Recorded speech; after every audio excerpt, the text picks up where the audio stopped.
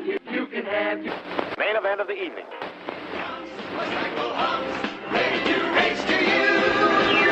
These days are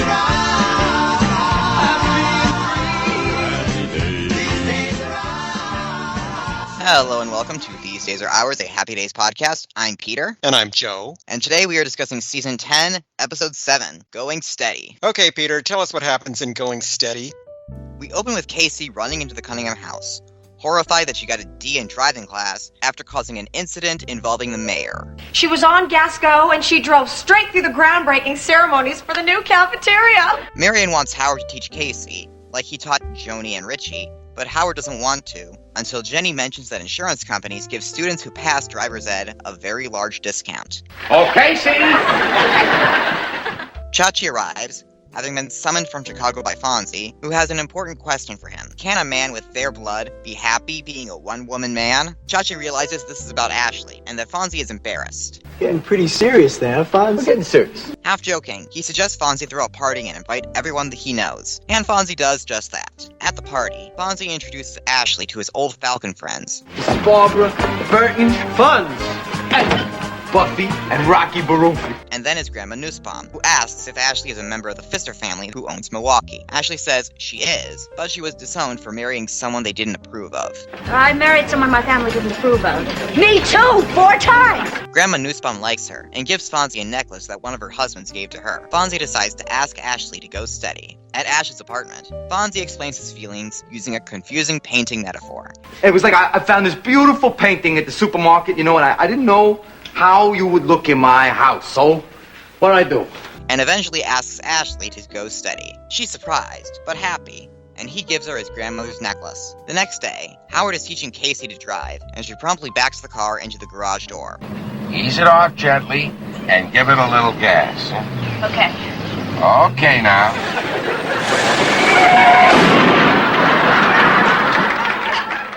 Howard decides that's enough for the day. Fonzie is taking down the pictures of his various other girlfriends from the wall. Bye-bye, Sherry Pie. Stace, I love your face. Who is this?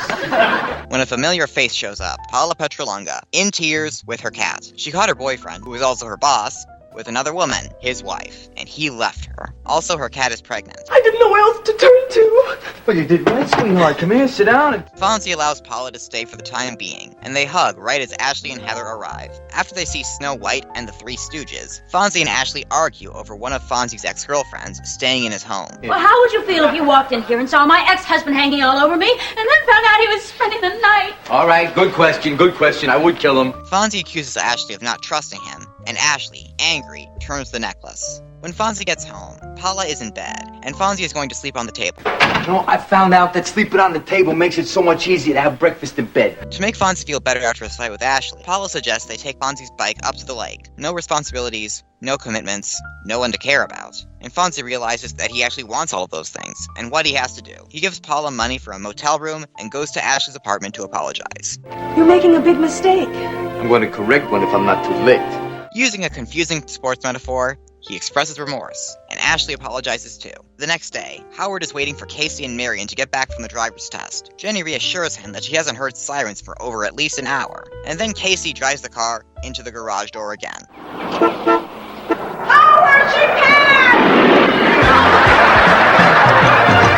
Thank you, Peter. That was Going Steady. It first aired back on November 23rd, 1982. Happy Days was followed that night by a new Laverne and Shirley. If you'll remember, Laverne was sent to prison last week. This week, it's up to Lenny and Squiggy to save her from death row. Death row! What a brother no! CBS had a new episode of Bring 'em Back Alive. This week, Frank is asked to take care of an old show lion with a golden collar being pursued by the leader of a dangerous cult. And NBC had a new installment of Father Murphy. This week, Will, the orphan who ran away last week, winds up in St. Louis, where an old woman teaches him to survive by stealing. Murphy tries to convince him to come home. So, Peter, of those three choices, what are you watching? Oh, wow. This is a really killer lineup. I'm genuinely having a hard time choosing between Lenny and Squiggy saving Laverne from death row, and the Father Murphy kid getting his Artful Dodger on, and the lion and the cult. That's actually my choice. I'm going to choose Bring 'Em Back Alive. That sounds amazing. Bring 'Em Back Alive had me with Old Show Lion. Who writes stories about old show lions? Nobody. So I've got to watch that. Going Steady was directed by Jerry Paris and was written by Richard Gurman. The last of Richard's scripts that we covered was called Southern Crossing. What do you all say the name of this cake was? Southern Comfort. Tastes like Southern Comforter. As for guest stars this week, no one entirely new. A lot of returnees, though, including Ken Lerner as Rocky Barufi, Frances Bay as Grandma Nussbaum, and Colleen Maloney as Buffy Barufi. Who do you think had the best week? I'm going to say it was definitely Grandma Nussbaum. She was just an absolute delight. I love the bait and switch between her telling Fonzie that, yeah, Ashley is a very nice young woman, and she's also very attractive, too. I think Ashley is a very, very sweet girl.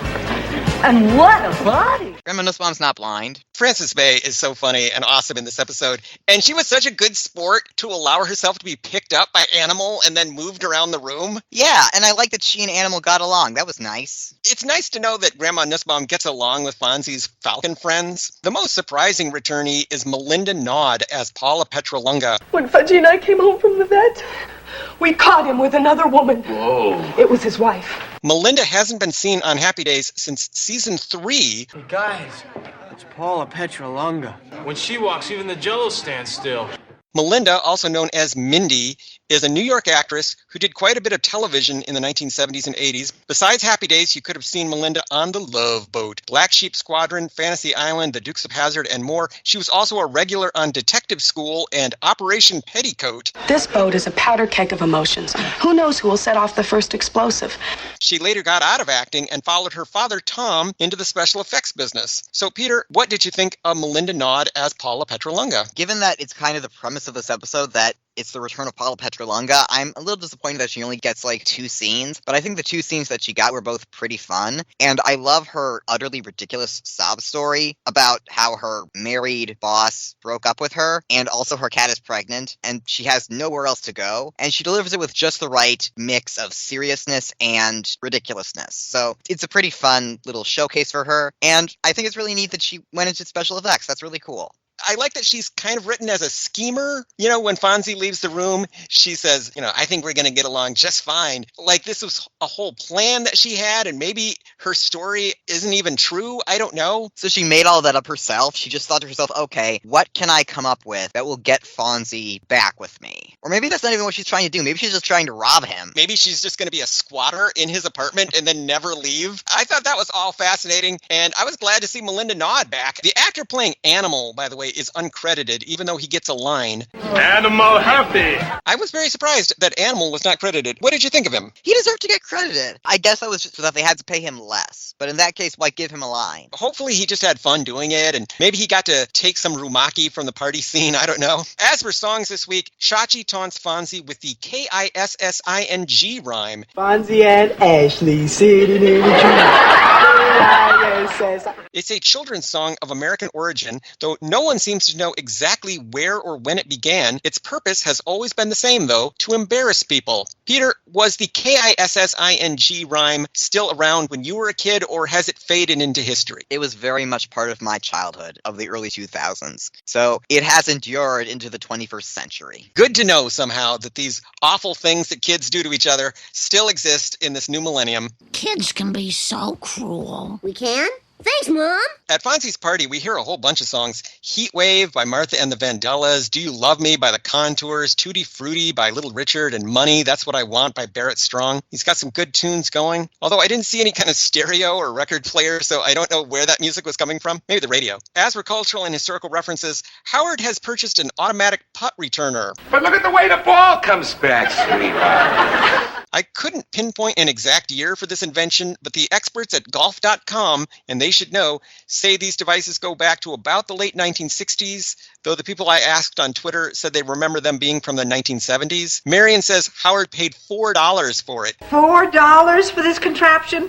$4 is not a lot of money, Marion. That's about $40 today in our money, which would still be on the high end for such a device. Many are available for below $20. Peter, have you ever seen those automatic putt returner devices? I have not, so for a moment I was very confused when I was watching this episode. and then I was not because it's not that confusing, but it is a little bit surprising. My theory is that Tom Bosley was a golfer in real life and he just wanted to work a golf scene into the show somehow. That would make sense, yeah. Because his short game is respectable in this episode. Go back to the golf course and work on your putts. Casey somehow managed to send the mayor of Milwaukee straight through the roast beef at the groundbreaking ceremony for a new cafeteria. In 1963, Milwaukee's mayor was Henry Meyer. All decent Americans, I am sure, are ashamed of this act of violence. A Democrat who was the city's longest-serving mayor. He was in office from 1960 to 1988. So he was still in office well after Happy Days left the air. Meyer was popular with the electorate, but not with the press. He had an especially contentious relationship with the Milwaukee Journal, Richie's old employer. So maybe Casey was getting some revenge on behalf of the Cunningham family. Fonzie complains that it took Chachi 94 minutes to get to Milwaukee from Chicago. 94 minutes took you, right? You stopped for ice cream soda. One, I admit it. But that's about right. Depending on where you start and stop, it's a journey of 90 to 100 miles. So an hour and a half to 2 hours is reasonable. Incidentally, Chachi drove home this week. Didn't he take a Greyhound bus last time he visited? Yeah, and that was last week. Stop bringing Chachi back. Let him go. Please. He's got his own spinoff. He's fine. Roger says he hasn't seen anything like Fonzie's party since the Yale Glee Club visited Attica. Yale University in New Haven, Connecticut has had a Glee Club since 1861.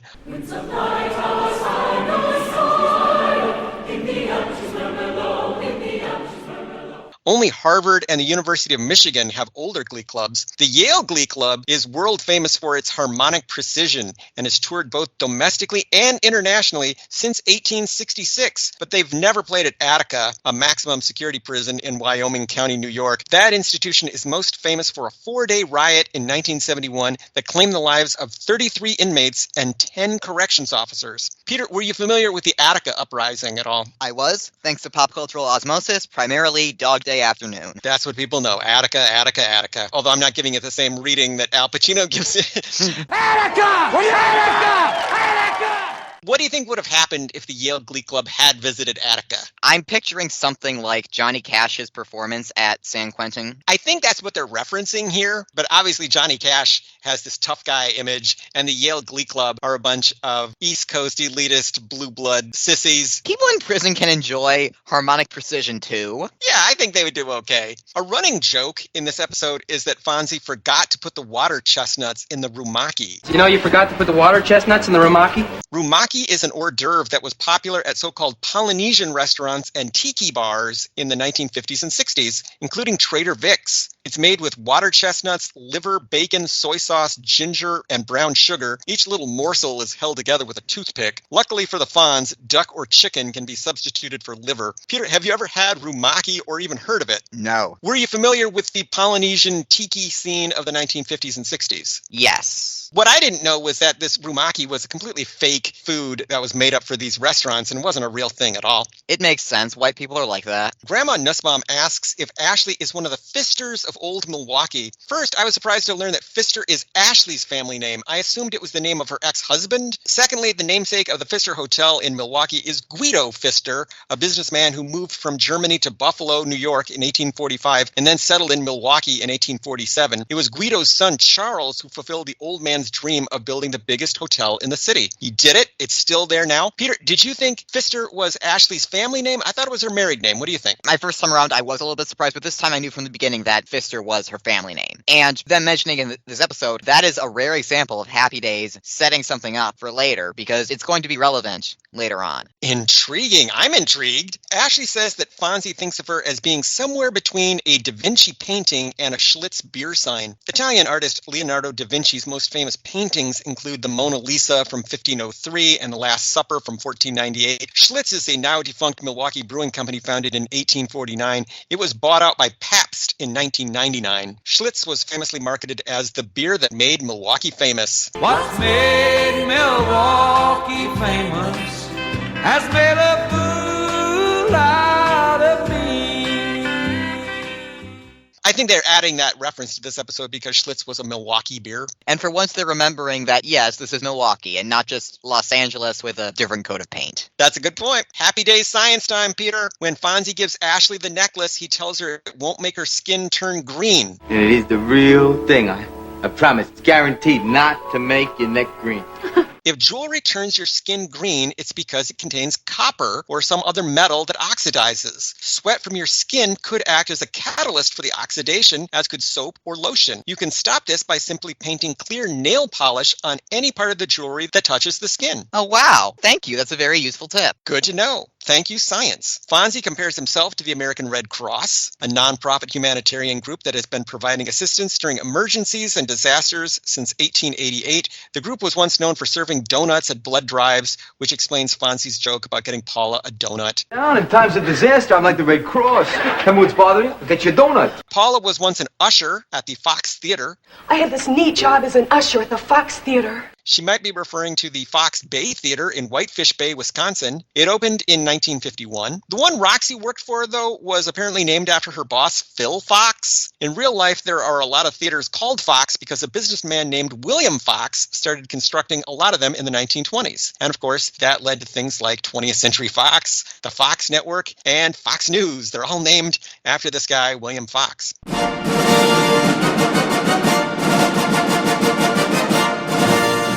Fonzie says, mi casa is my house. This is true, of course, but what he probably means is mi casa es su casa, Spanish for my house is your house. Fonzie, Ashley, and Heather are going to see Snow White and the Three Stooges, a lush musical fantasy film released by 20th Century Fox in 1961. The fabulous adventures and magic wonderland of Snow White are yours to share.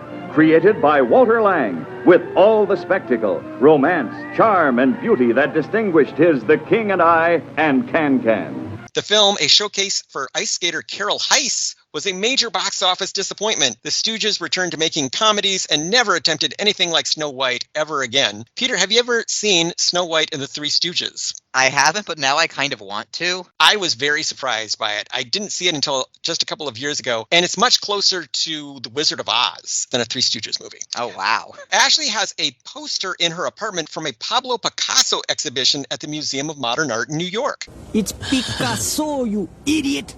The show ran from May 22nd to September 16th, 1980. There was a whole series of promotional posters for this exhibit. Ashley's shows The Seated Harlequin from 1923. Paula suggests that she and Fonzie go to Lake Mendato. You know what would make us both feel real great right now, Fonz? No, what? If we climbed on your bike and rode up to Lake Mendato. She means Lake Mendota, a freshwater lake in Madison, Wisconsin. It's a popular fishing spot for pike, bass, bluegill, and walleye, and it's about 72 miles due west of Milwaukee. Looks nice. Ashley wears a Green Bay Packers jersey with the number 11 on it. This number has been worn by at least 17 different players for the Packers. The longest to wear number 11 was punter David Beverly, who wore it from 1975 to 1980. By the way, Fonzie says he hopes he's not interrupting scrimmage.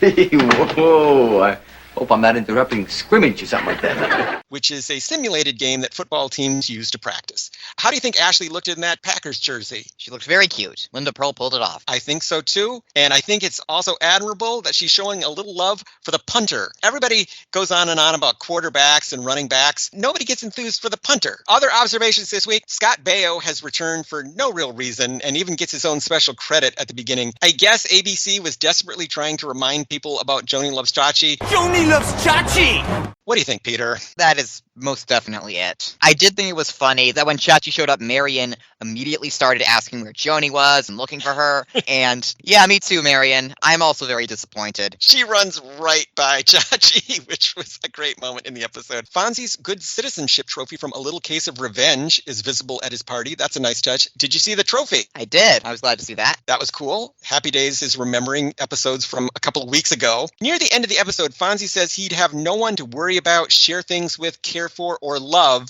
if he goes to Lake Mendato with Paula Petralunga. But couldn't he do all those things for Paula? I mean, she'd be there. It's not like he'd be alone. I guess she doesn't count in his mind. I'm not sure this resolution makes a ton of sense. Casey gets to do her signature driving the car through the garage door bit from the opening credits, not once but twice in this episode. Were they trying to make that her thing? Like she's the driving the car through the garage door lady? I would assume as much. I can't be too critical, though, because I did laugh both times. It's funny. It's a great visual gag. And I knew when they showed Howard painting that garage door and getting it perfectly fixed up, oh, that garage door is getting smashed in 5 seconds from now. Yeah, it's Chekhov's garage door. So, Peter, were there any outstanding Happy Days fashions in this episode? I really liked Paula's orange ensemble in her first scene. Heather singles it out as, "Mommy, why don't you dress like that?" Why don't you dress like that? Because I have taste. And honestly, I think she's right. Even if I'm not sure it's all that 60s accurate, it feels a bit more 70s to me, but I could be wrong on that. And I also liked the negligee that Paula wore in her second scene, which was sexy, but not too sexy for prime time. Paula Petralunga is a fashion icon in her own right. So, Peter, I will ask that age-old, timeless question. Was this episode any good? It was all right, I guess. It wasn't as emotionally affecting as it wanted to be. It wasn't as funny as it wanted to be either. Frankly, I wish that the B plot of Casey learning to drive had been the A plot, because from what we get of it, it's a lot funnier than the rest of the episode. I would agree. I think the reason they didn't do that as an A plot is that it would have taken a lot more camera setups, and they might have actually had to take Tom Bosley and Crystal Bernard out to a driving range and film them, and that would have been an extra expense. So they said, well, what can we do that mostly takes place in Ashley's apartment and Fonzie's apartment? The reason why this episode didn't have much of an effect on me is that I assumed Fonzie and Ashley were already exclusive and had been for some time. So I didn't understand why it was such a big deal that they were quote unquote going steady.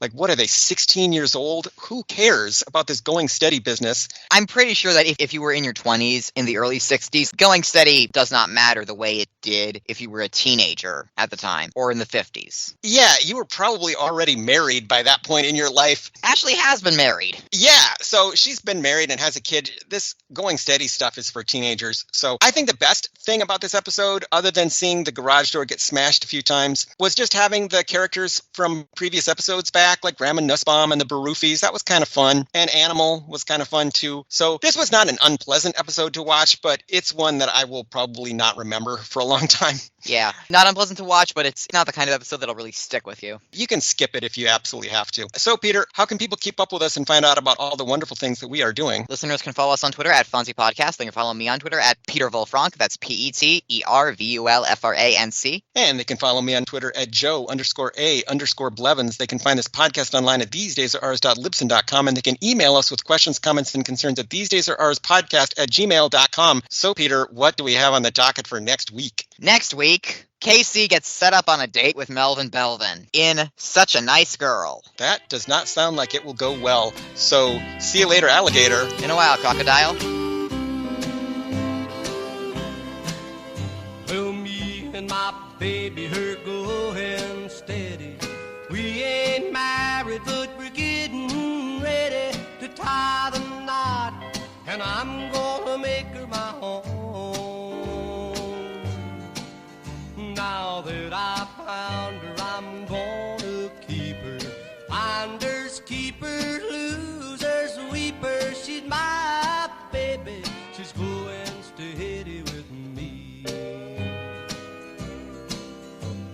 Well, I've been honky-talking around nearby all my life. But now I got a steady babe, and I'm gonna make her my wife. All you rolling ramblers can leave her alone. Don't even try to date her on the phone, 'cause she's my baby. She's going steady with me. Animal happy.